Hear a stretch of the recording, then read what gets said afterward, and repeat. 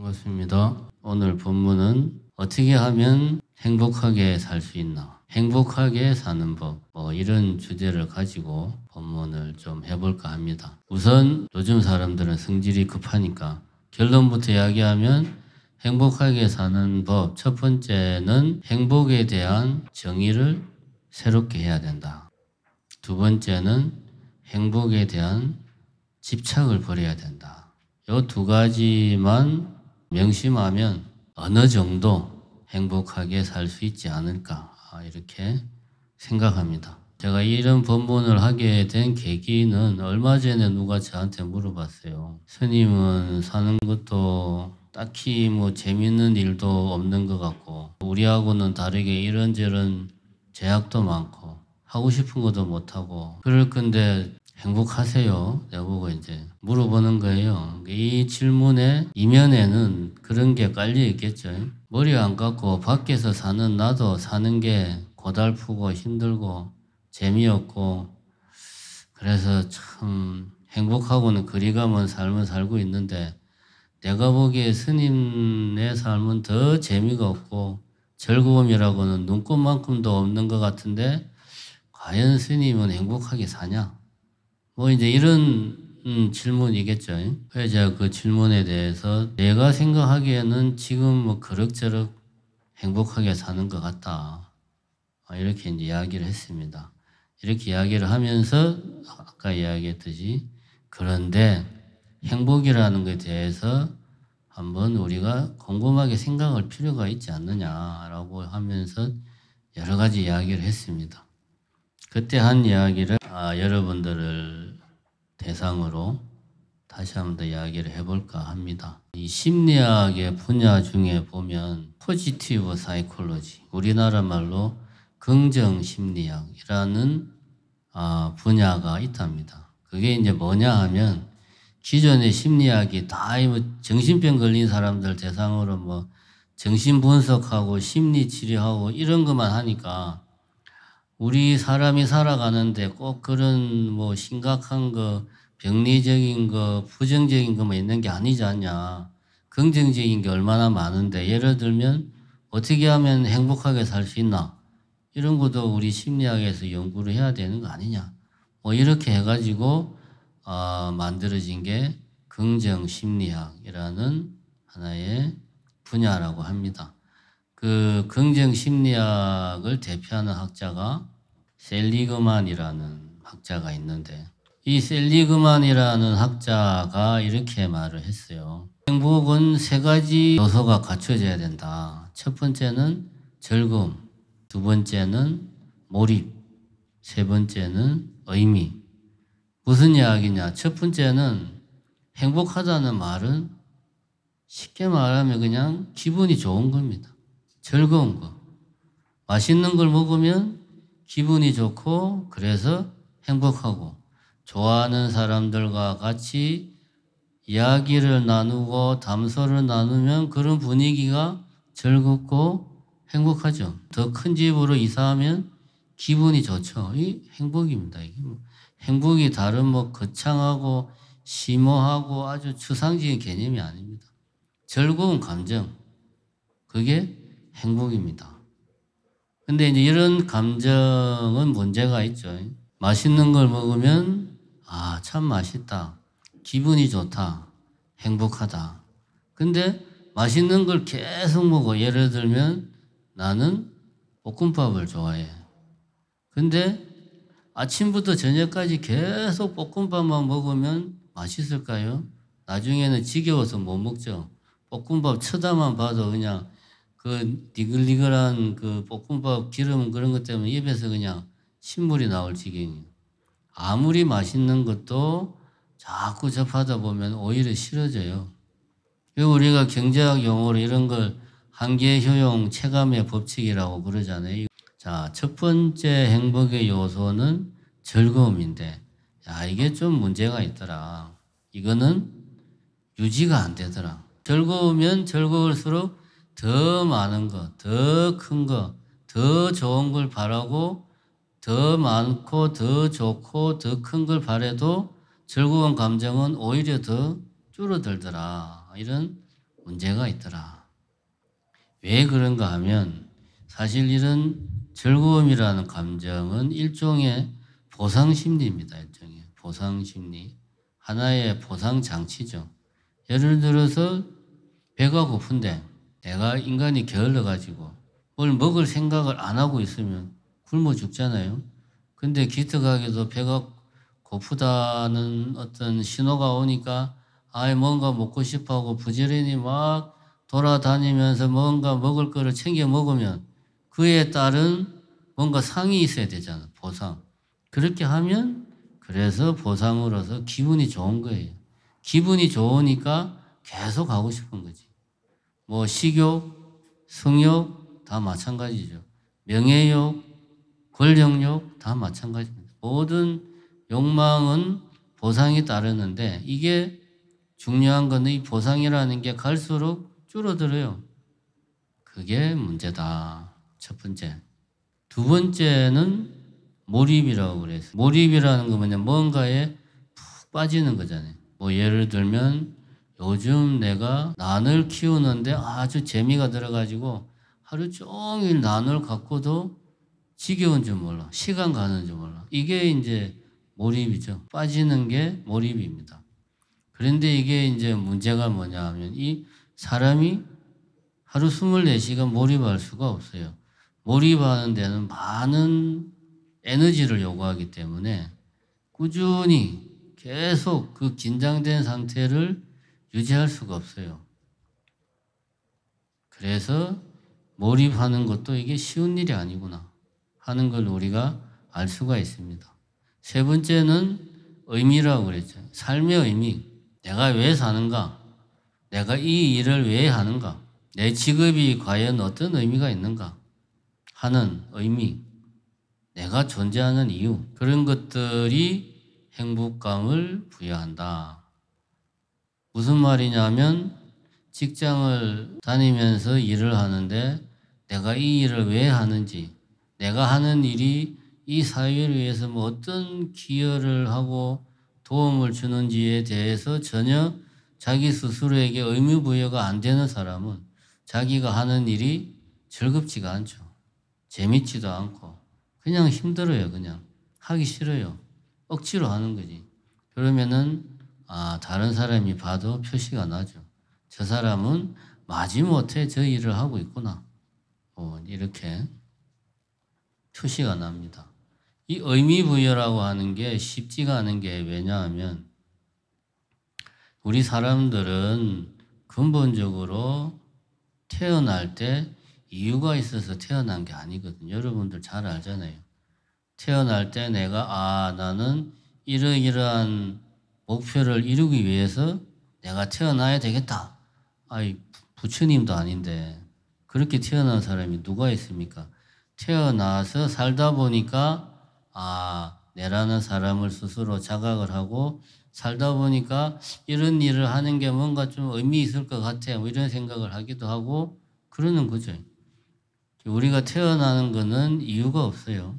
죽는 것도 마찬가지입니다. 죽는 것도 내가 언제 어떻게 죽을지 내가 선택할 수 없어요.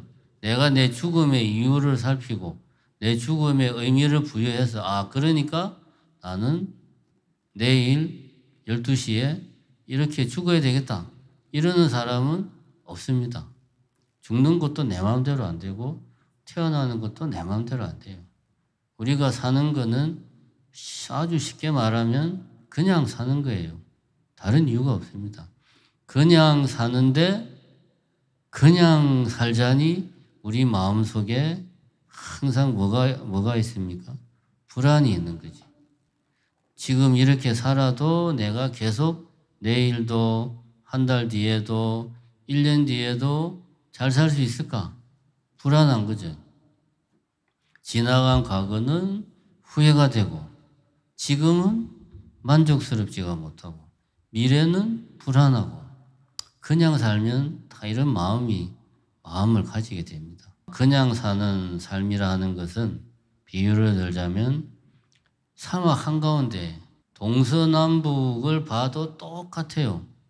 심지어 어디가 동쪽인지도 몰라. 똑같아가지고 밤이 되면 뭐 구름이 껴서 안 보인다고 칩시다. 그래서 내가 지금 어디에 있는지, 어느 쪽이 동쪽인지, 어느 쪽이 서쪽인지, 어디로 얼마만큼 가면 뭐가 나오는지를 전혀 몰라요.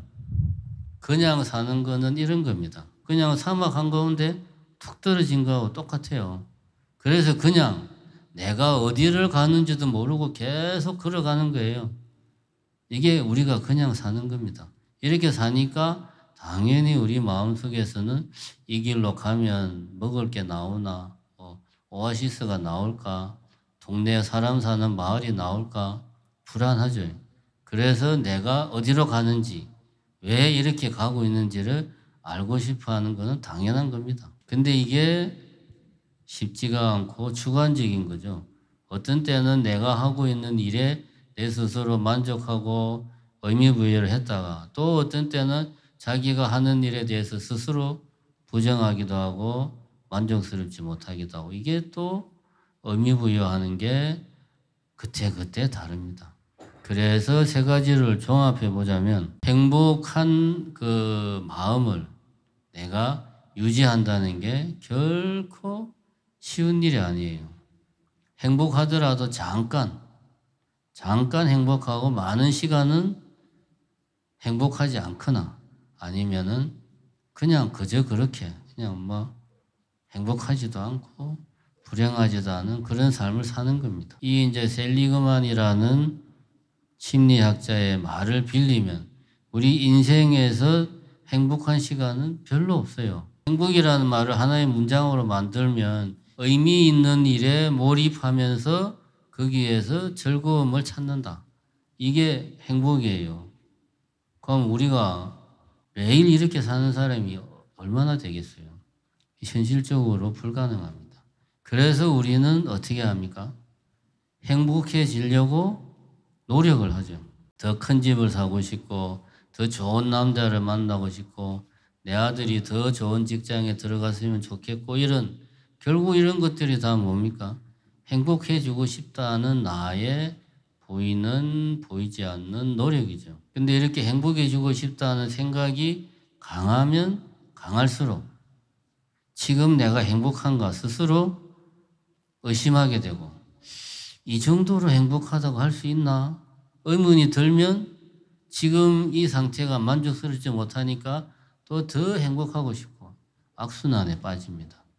그래서 이것이 행복이야 라고 규정하는 순간 우리는 불행에 빠집니다. 오늘 아침에 제가 뉴스를 잠깐 보니까 어제 날씨가 엄청나게 더워가지고 이 더운 날씨에 이제 그 수영장에 가서 애들하고 노는 사람을 이제 인터뷰를 하는 게 나왔어요. 그 사람이 이렇게 이야기합니다. 날씨가 너무 덥고 습한데 그래도 아이들하고 즐겁게 막 노니까 너무 행복해요. 그렇게 말하는 거예요. 그 사람이 이 더운 날씨에 물놀이 하니까 왜 행복하냐? 그 셀리그만 그 사람 말이 딱 맞습니다. 물놀이를 아이들과 함께 그건 내 스스로 의미 부여가 되지. 내 삶의 가족은 최우선되는 가치다. 가족과 함께 하니까 의미 부여가 되고 놀이에 아이들과 함께 몰입하잖아요. 그래서 즐거워요. 세 가지가 다 갖춰져 있어요. 그죠? 이게 행복입니다. 행복이라는 게 별거 없습니다. 요게 행복이다. 그런데 우리가 이렇게 행복을 딱 정해놓으면 인터뷰에 나온 그 사람 같이 하루에 행복한 순간은 그 물놀이 잠깐 할 때밖에 없어요. 그 물놀이 잠깐 하고 나서 애들이 배고프다고 징징거리고 덥다고 짜증내고 그러면 이제 행복은 98,000리로 도망가는 거예요. 그러면은 우리가 어떻게 해야 되는가? 이거를 생각을 해볼 필요가 있습니다. 심리학에서 말하는 행복의 세 가지 요소는 우리가 이런 것을 가지기 위해서 노력해야 된다. 이게 아니고 제가 볼 때는 사람들이 행복감을 느낄 때 행복하다라는 생각을 할 때 어떤 상태인가를 분석을 해보니까 이런 상태에 있더라는 거지. 이 말은 무슨 말이냐? 내가 뭔가 내 나름대로 살아가는데 부수적으로 행복이라는 감정을 느끼는 거지, 행복이라는 게 내 인생의 목표는 아니라는 거죠. 행복이 목표가 되는 순간은 내 스스로 행복에 대해서 만족하지 못하고 더 큰 행복을 찾고 더 큰 행복을 찾고 그렇게 하더라. 그러니까 행복은 목표가 아니고 내가 살아가면서 따라오는 부수적인 현상이다. 이렇게 우리가 생각을 할 필요가 있습니다. 이렇게 좀 행복에 대한 관점을 바꿀 필요가 있다. 그러면 행복이라는 게 뭐냐? 스님은 행복이 뭐라고 생각하길래 뭐 그럭저럭 행복하다라고 이야기를 하느냐? 내가 이야기할 때는 내가 즐겁고 몰입하고 의미 있는 일을 하고 있으니까 행복하다라고는 말을 안 한 거죠. 내 관점에서 볼 때는 행복이라는 것은 내가 괴로움 속에 있지 않을 때, 그러면 그건 행복한 겁니다. 내가 생각할 때는. 괴로움이라는 것은 번뇌란 말입니다. 불교에서 말하는 번뇌. 내가 무명으로 인해서 고통스러운 거. 슬프거나 불안하거나 우울하거나 뭐 화가 나거나 짜증이 나거나 무기력하거나 이런 게 어떤 부정적인 감정이에요. 내가 이런 감정에 있지 않을 때, 그럼 그거는 내가 볼 때는 행복한 겁니다. 우리는 이렇게 행복을 좀 넓은 의미로 생각을 할 수가 있다. 왜냐하면 이렇게 생각해야지만이 우리는 행복을 목표로 생각을 안 합니다. 이것이 행복이다라고 하면 나도 모르게 요게 행복이니까 이렇게 내가 살아야 되겠다. 목표가 되어야 이게 내 삶의 목표, 과제가 되는 거예요. 그럼 그렇게 살려고 노력을 내가 하다 보면 결국은 그것이 내 욕심에 충족되면 문제가 없는데 충족되지 않으면 나는 불행한 거죠. 이것 행복하다고 하는 이거 외에 나머지는 불행이니까. 그럼 나는 대부분의 시간은 불행하게 사는 거예요. 근데 반대로 생각하면 부정적인 경우를 뺀 나머지는 부정적이지 않으니까 뭐 행복하다고 할 수 있다 라고 생각하면 행복 자체가 내 삶의 목표가 되지는 않는 거지. 그럼 무엇이 내 삶의 목표가 되느냐? 이걸 우리는 그러면 생각을 해볼 필요가 있습니다. 아까도 이야기했지만 사실 우리가 살아갔는데 의미나 목표 같은 거는 없어요. 없는데 마치 사막 한가운데 뚝 떨어진 사람처럼 당장 내가 어디를 향해서 가야 될지에 대해서 아무런 생각이 없으면 삶이 불안할 수밖에 없어요. 그러니까 우리는 알게 모르게 자의반 타의반 목표를 세우는 겁니다. 그러면 목표의 역할은 뭐냐? 다른 게 아닙니다. 목표의 역할은 내가 어딘가를 향해서 가는 동안 거기를 향해서 갈 때까지 내 스스로 불안해하지 않고 갈등하지 않는 게 목표를 두는 목적이에요. 아까 사막에 뚝 떨어진 상태를 상상을 해봤을 때 목표는 그 역할 이상도 이하도 아니다. 내가 뭐 이 사회를 위해서 내가 모든 중생들의 행복을 위해서 내 삶을 바쳐야 되겠다. 뭐 이런 거창한 목표 물론 뭐 세우면 좋겠지만 과연 그런 목표에 따라서 24시간 살 수 있냐? 그렇게 못 삽니다. 사람이라는 것. 목표라고 하는 것은 내가 그 목표를 향해서 가는 동안 불안해하지 않고 내 스스로의 행동에 믿음과 신뢰를 주는 것. 이게 목표의 역할입니다. 그러니까 목표는 중요한 게 이룰 수 있는 목표를 세우는 게 중요해요. 이룰 수 없는 목표. 지금 말했다시피 모든 중생들의 행복을 위해서 내가 내 평생을 바치겠다. 이거는 현실적으로 전혀 불가능하지 않지만 거의 불가능합니다.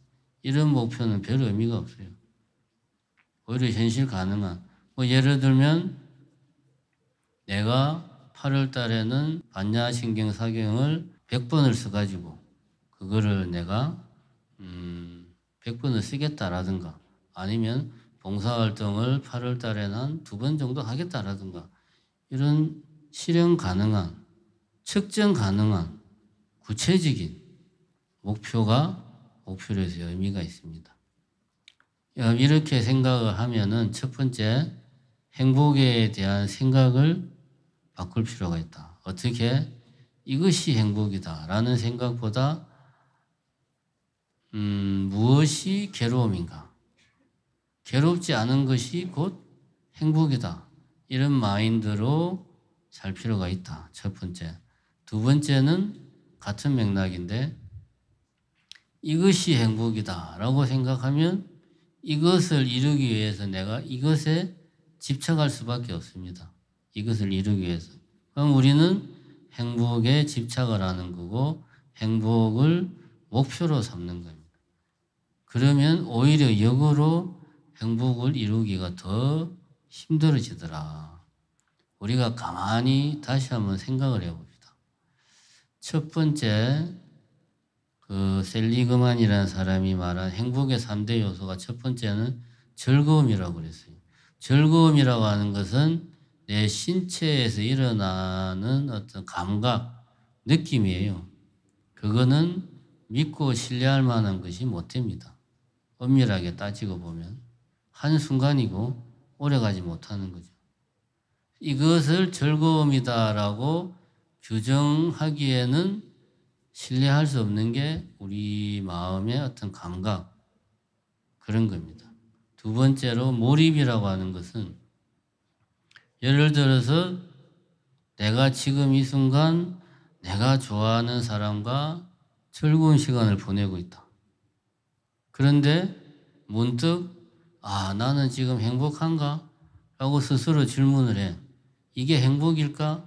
라고 질문하면 이미 그 사람은 그 상황에 몰입하지 못하는 겁니다. 이미. 몰입이라는 게 그런 거예요. 몰입이라는 거는 그 순간이 그냥 좋은 거예요. 그냥.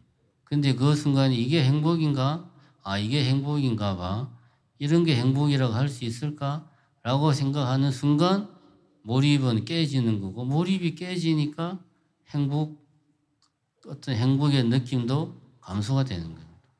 우리가 그런 말이 있죠. 언제부터 사랑이 식는가? 그것을 알 수 있는 기준은 간단해요. 그 사람을 만나서 그냥 그전에는 그냥 같이 있으면 그냥 좋았는데 어느 순간 우리가 과연 이게 사랑하는 건가? 이런 게 사랑일까? 라고 그런 생각이 드는 순간 그때부터 애정이 식는 겁니다. 그럼 그런 생각이 들면 조만간은 이런저런 문제가 생기고 결국에는 빠이빠이 하게 되는 겁니다. 몰입이라는 것의 특징이 그런 거예요. 지금 이 순간 행복을 자각한다. 이거는 모순이에요. 행복이라는 것은 지나간 과거에 돌이켜 생각해 보니까 그때 내가 참 행복했던 것 같아. 돌이켜 생각해 보니까 우리 애가 막 이제 걷고 이제 겨우 말하고 그때는 정말 애하고 같이 있는 시간이 너무 행복했었어. 그때는 몰랐는데 이게 행복입니다. 애하고 같이 놀면서 이렇게 아이와 즐겁게 노는 게 행복이야 라고 생각하는 거는 이미 내 마음속이 그 아이와 나와의 시간에 100% 몰입을 못하고 있는 거예요. 그거는 100% 행복한 게 아니죠. 그래서 이제 애들이 크고 나면 부모들은 항상 마음속에 애정보다는 책임감, 의무감이 더 커집니다. 도대체 저 애를 우리가 언제까지 뒷바라지를 해야 되나? 얼마나 더 저 애 밑에 돈을 쳐발라야 되나? 참 언제까지 이렇게 살아야 되나. 그래도 내 자식이니까, 둘도 없는 내 자식이니까 열심히 해야지 라고 생각하는 거는 이미 내가 내 아이에게 몰입하지 못한다는 거예요. 어릴 때 그냥 쳐다만 보고 있어도 즐겁고 아무 생각이 없고 그럴 때가 행복한 순간입니다. 몰입이라는 걸 생각했을 때도 행복이라고 하는 것은 과거형이에요. 현재형이 아니고 미래형이 아닙니다. 이런 것들을 생각했을 때에도 우리는 행복이라는 것은 첫 번째로 우리가 새로 의미부여를 해야 되고, 두 번째로는 행복이라는 것에 대해서 집착을 하면 할수록 오히려 행복은 내게서 멀어지는 거다. 마지막으로 한마디만 더 하자면, 지금 우리 사회는 보면 행복하지 못한 게 일종의 죄악 비슷한 그런 사회를 우리는 살고 있습니다. 남들과 비교해서 내가 좀 행복하지 못한 것 같아. 그러면 괴로워요. 어떻게나 좀 더 지금보다 더 행복해야 돼. 이런 강박관념 내지는 사람들에게 행복을 강요하는 우리는 좀 그런 시대를 살고 있는 것 같아요. 올바른 비유는 아니지만 어제 제가 이제 어디 갔다 올 일이 있어가지고 고속도로 휴게소에 들어갔는데 점심을 먹으려고 들어갔는데 마땅히 먹을 만한 게 별로 없어가지고 순두부찌개를 먹으려고 보니까 순두부찌개 종류가 두 가지가 있어요. 매운 순두부찌개하고 그냥 순두부찌개가 있더라고. 매운 거는 되게 매운 모양이다. 그래서 그냥 순두부찌개를 시켰는데 그것도 엄청나게 매워요. 그 옆에 라면 먹는 사람 라면을 보니까 라면이 시뻘게 그냥. 라면도 딱한데 한눈에 봐도 엄청 맵게 생겼어. 요즘 언제부턴가 모르게 휴게소 음식이 엄청나게 맵더라고 보니까. 그러니까 이게 사람들이 어느 정도 매워가지고는 이제 즐거움을, 만족감을 못 느끼는 거예요. 더 매워지고 더 매워지고. 행복도 마찬가지다. 세상이 행복을 그냥 강요하고 있어요. 그러니까 좀 행복해야 된다라는 심적인 부담감을 좀 털어낼 필요가 있다. 살다 보면 행복할 수도 있고 사는 게 괴로울 수도 있고 아무 재미가 없을 수도 있고 그런 게 당연한 거죠. 이랬다가 저랬다가 하는 게 세상살이인데 항상 행복할 수는 없어요. 끝으로 그런 이야기를 하면서 오늘 본문을 마감을 하겠습니다. 감사합니다. 네.